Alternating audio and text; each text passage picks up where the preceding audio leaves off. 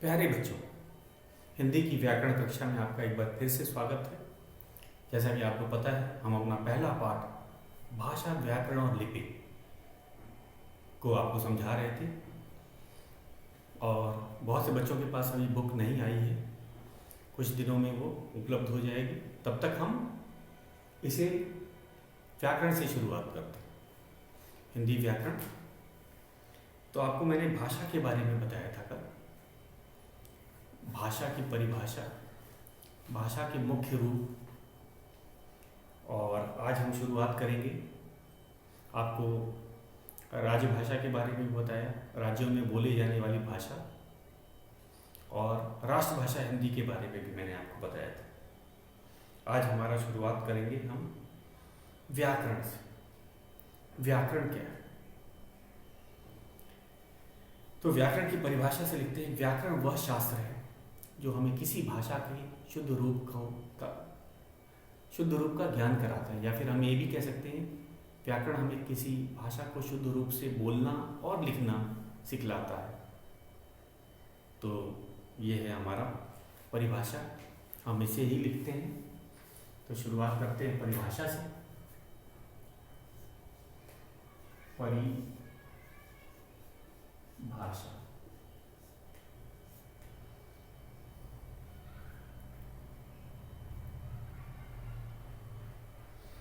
व्याकरण।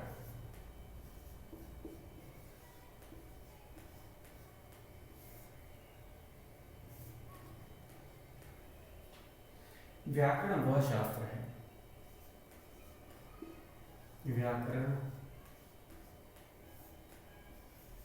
वह शास्त्र है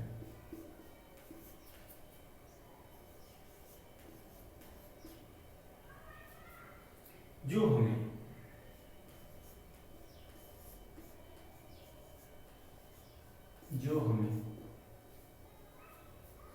किसी भाषा, जो हमें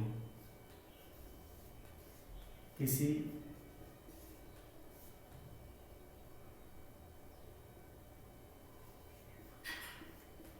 भाषा को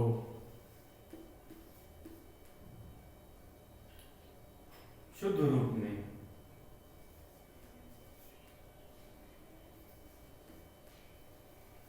शुद्ध रूप में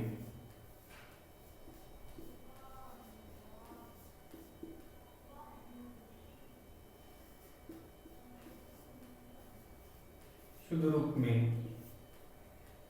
बोलना और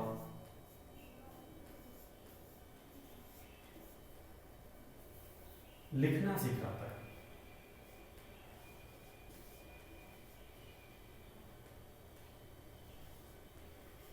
शुद्ध रूप में बोलना और लिखना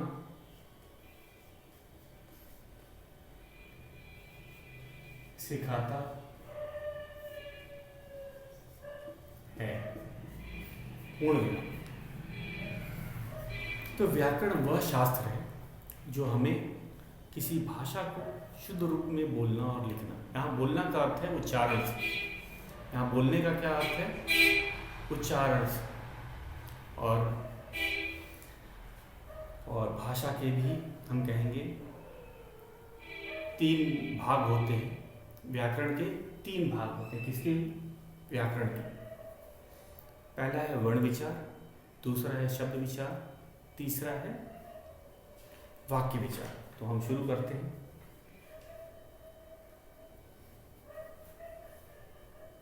व्याकरण के भाग। व्याकरण के 3 भाग होते हैं।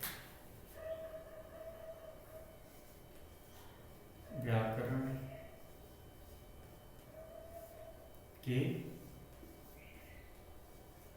भाग। पहला भाग है वर्ण विचार,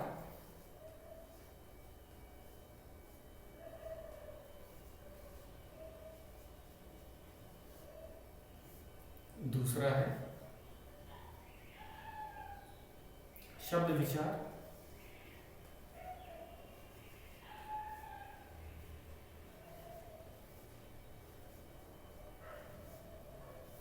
तीसरा है वाक्य विचार।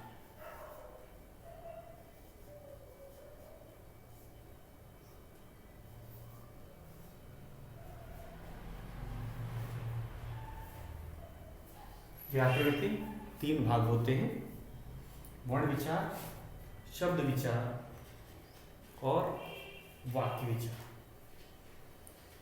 एक वर्ण विचार क्या है? आपको वर्ण के बारे में हमने बताया ही था। वर्ण वह मुख से निकलने वाली छोटी से छोटी ध्वनि होती है, इसके और भी भेद नहीं किए जाए।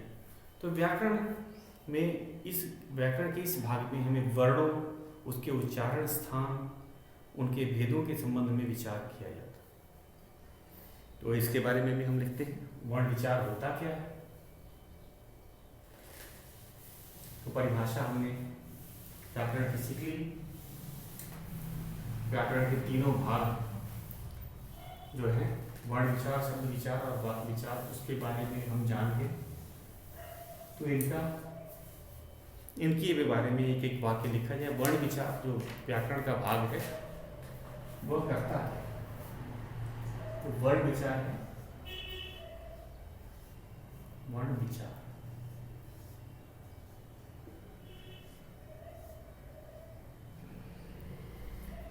व्याकरण के इस भाग में, व्याकरण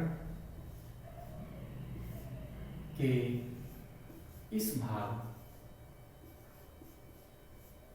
इस भाग में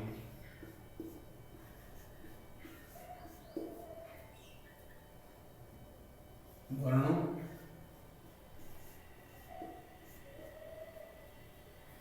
उनके उच्चारण स्थान, उनके उच्चारण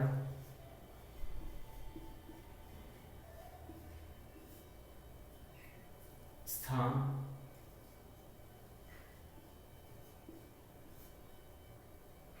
व उनके भेदों,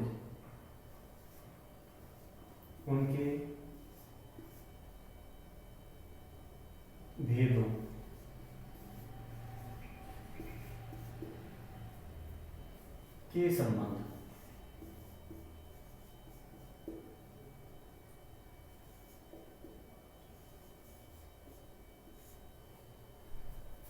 में विचार किया जाता है, में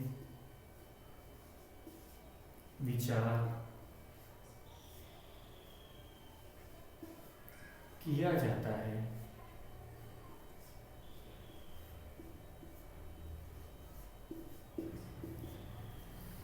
तो जो ये व्याकरण का यह भाग जो है हमें वर्णों के बारे में बताता है, वर्णों के उच्चारण के बारे में भी बताता है, उच्चारण के स्थान और उनके जो भेद हैं, वर्णों के भेद आपको स्वर व्यंजन हमने बताए थे, उनके बारे में विचार किया जाता है या समझाया जाता है। हमारा दूसरा है, ये था वर्ण विचार। अब चलते हैं, वर्ण मिलके शब्द बनाते हैं। आपको पता ही है, जो वर्ण है वो मिलकर शब्द बनाते हैं और शब्द मिलकर वाक्य बनाते हैं, ये आपको पता है। तो वर्ण शब्द विचार के अंतर्गत क्या आएगा? शब्द विचार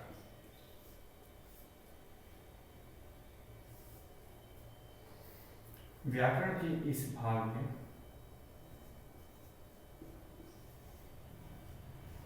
व्याकरण के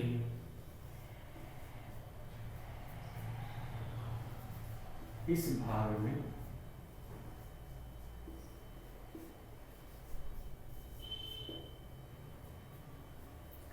शब्दों के भेद,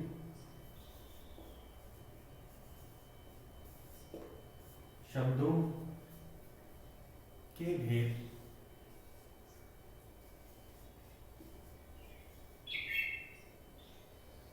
उनके शुद्ध रूप, उनके शुद्ध रूप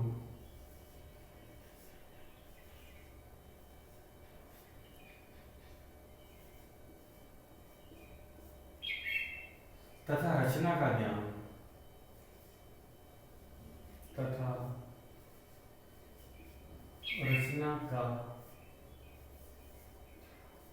ज्ञान,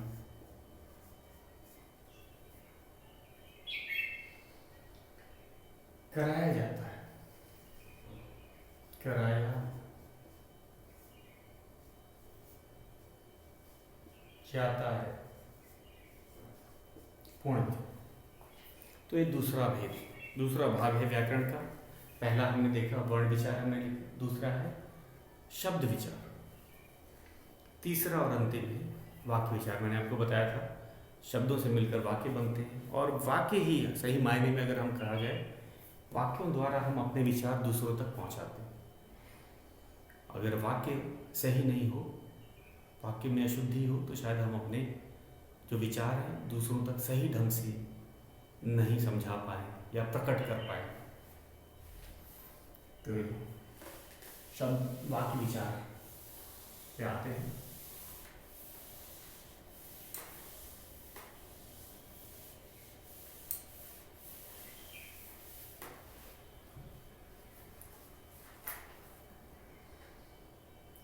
वाक्य विचार,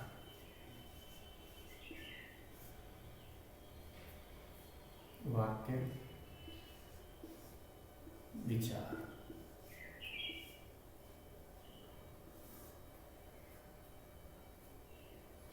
व्याकरण के इस भाग में,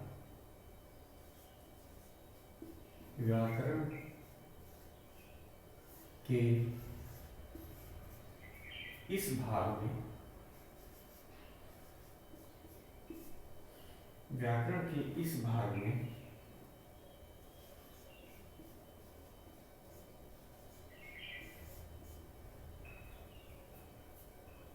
शब्दों के भेद,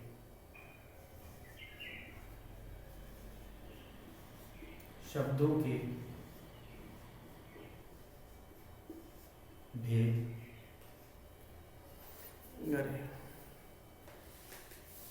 व्याकरण के इस भाग में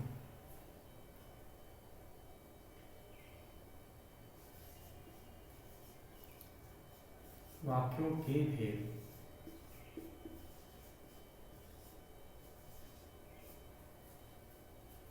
तथा वाक्यों के शुद्ध रूप तथा वाक्यों के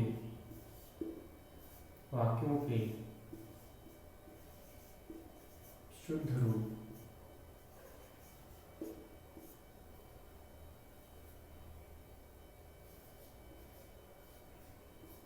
शुद्ध रूप के विषय में, के विषय में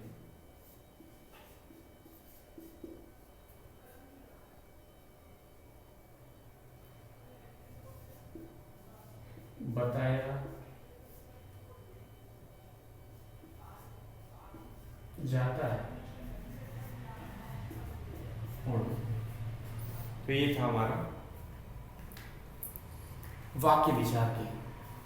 तो व्याकरण के 3 भाग होते हैं, वर्ण विचार, शब्द विचार और वाक्य विचार। हमने इन तीनों के बारे में जाना।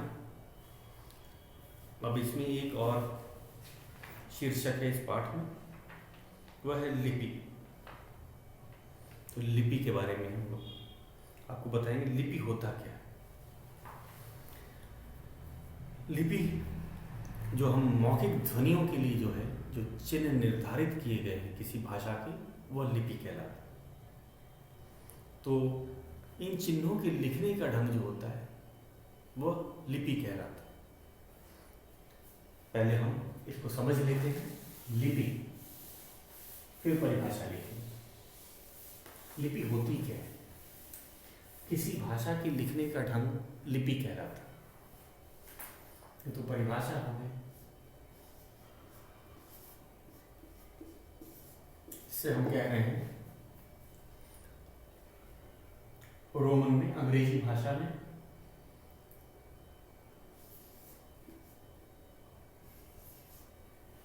यह जो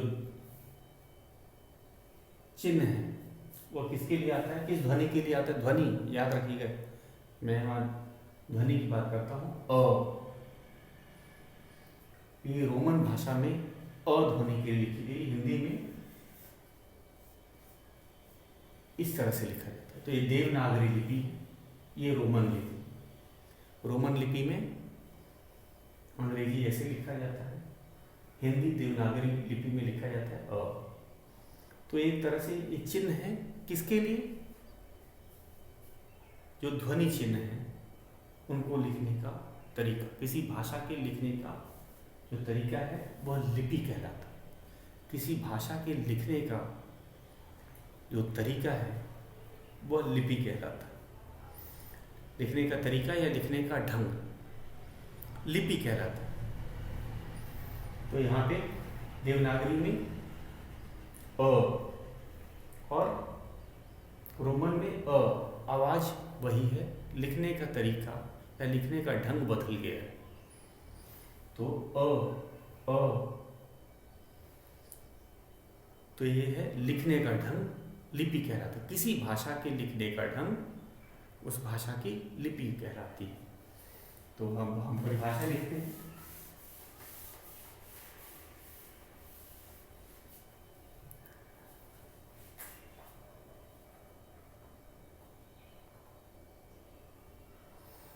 भाषा को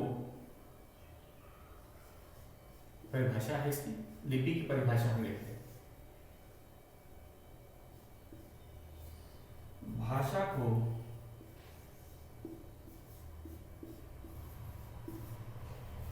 लिखने का ढंग, भाषा को लिखने के लिए कुछ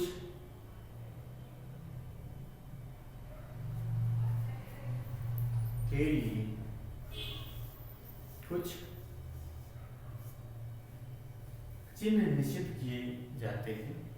चिन्ह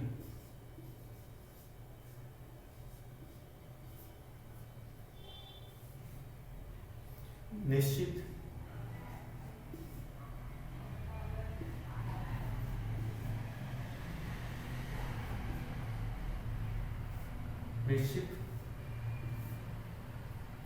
किए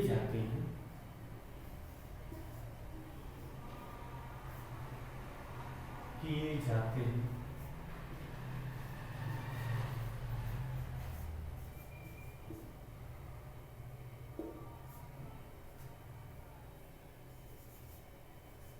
इन चिन्हों के लिखने का ढंग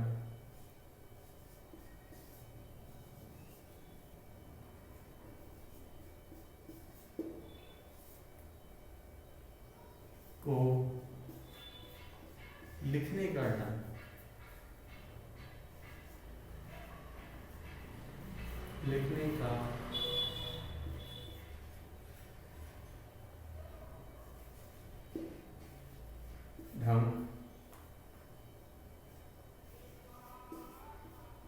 लिपि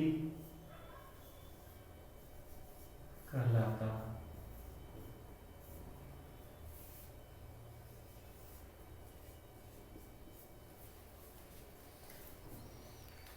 लिपि, भाषा को लिखने के लिए कुछ चिन्ह निश्चित किए जाते हैं। इन चिन्हों के लिखने का ढंग लिपि कहलाता है। तो भाषा के लिखने का ढंग लिपि कहलाता है। एक ही हमारी परिभाषा। अब आ जाते हैं हिंदी भाषा की लिपि है देवनागरी। हिंदी और संस्कृत देवनागरी लिपि में ही लिखी जाती है। तो ये भी हमें याद रखना है, हिंदी भाषा की लिपि देवनागरी। हिंदी भाषा की लिपि याद करना है देवनागरी।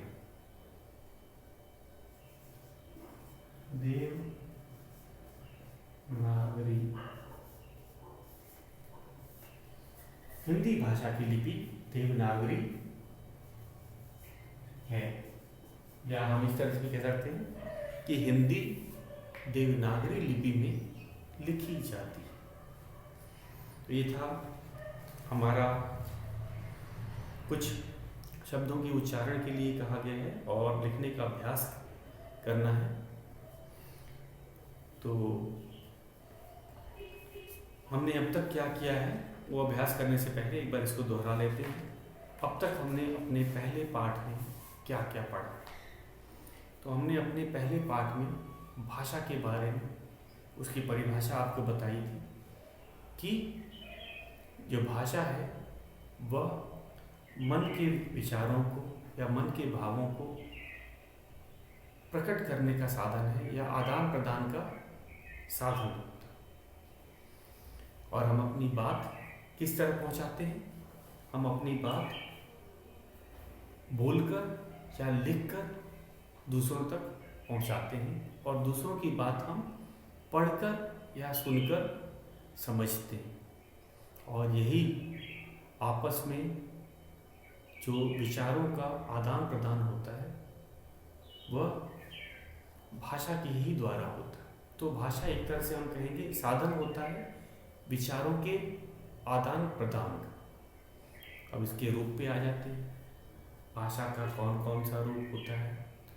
भाषा के मुख्यतः दो ही रूप होते हैं। मौखिक का अर्थ होता है बोलकर अपने विचारों को दूसरे तक पहुंचाना, और लिखित अपनी बात लिखकर दूसरों तक पहुंचाना। इसके अलावा एक सांकेतिक मैंने भाषा के बारे में बताया था जो इशारों से हम करते हैं। इससे भी हम अपने विचार दूसरों तक पहुंचा देते हैं, लेकिन ये भाषा का मुख्य रूप नहीं है। सांकेतिक भाषा के बारे में याद होगा आपको, मैंने बताया था इशारों से। जैसे नहीं करना होता है, किसी को किसी बात के लिए मना करना है तो हम सर हिला करके मना करते हैं। बुलाने के लिए हाथ के इशारे से भी बुला लिया जाता है। तो ये सांकेतिक भाषा है, ये मुख्य भाषा का रूप नहीं। लेकिन आपको ये इसके इतना तो पता होना चाहिए कि सांकेतिक भाषा भी होती है। तो अब बताइए भाषा के कौन कौन से मुख्य रूप हैं? दो मुख्य रूप हैं, मौखिक रूप और लिखित रूप। इसके बाद में हमने किया भारत की राष्ट्रभाषा के लिए हिंदी भारत की राष्ट्रभाषा है। पूरे हर देश की अपनी राष्ट्रभाषा होती है, तो हिंदी को ही राष्ट्रभाषा क्यों माना गया? मैंने ये भी आपको बताया था कारण। हिंदी भारत के बहुत बड़े भूभाग पर बहुत बड़ी आबादी द्वारा बोला जाता है और समझा जाता है, इसलिए हिंदी को ही राष्ट्रभाषा का दर्जा मिला।